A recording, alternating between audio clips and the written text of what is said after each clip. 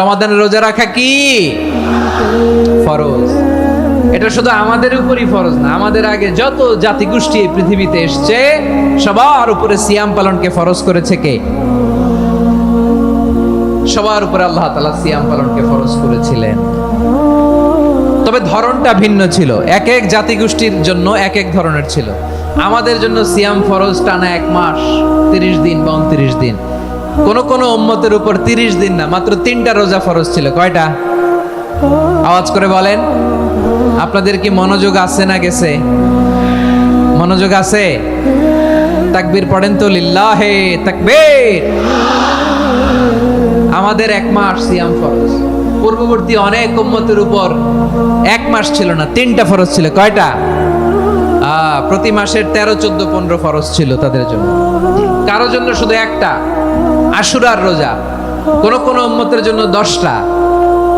কোন কোন উম্মতের জন্য রোজা ফরজ ছিল মৌনতার রোজা, আরবিতে বলে সৌমুল ইনসাত, মানে সারাদিন খেতে পারবে, পান করতে পারবে, স্ত্রীর সাথে মেলামেশা করতে পারবে, কিন্তু কথা বলতে পারবে না। কথা বললেই তাদের রোজা ভেঙে যেত। পড়েন সুবহানাল্লাহ।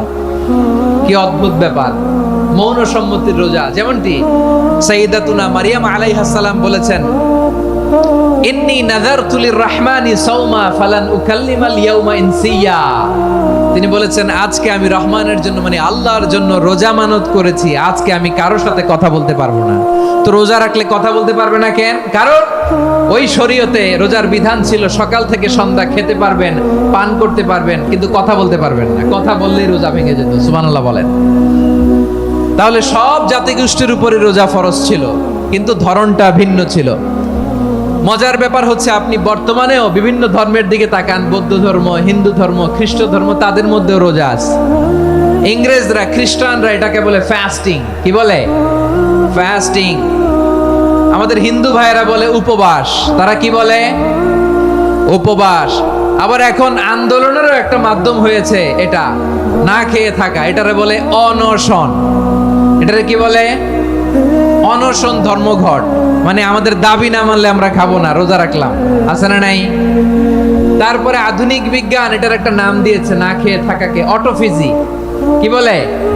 অটোফিজি। জাপানের এক চিকিৎসা বিজ্ঞানী এই অটোফিজির উপর গবেষণা করে সে নোবেল পেয়েছে। সুবহানাল্লাহ পড়বেন না? এজন্য আল্লাহ তাআলা আমাদের জন্য গোটা রমাদানে এই সিয়ামকে ফরজ করে দিয়েছেন। আওয়াজ করে বলেন আল্লাহু আকবার।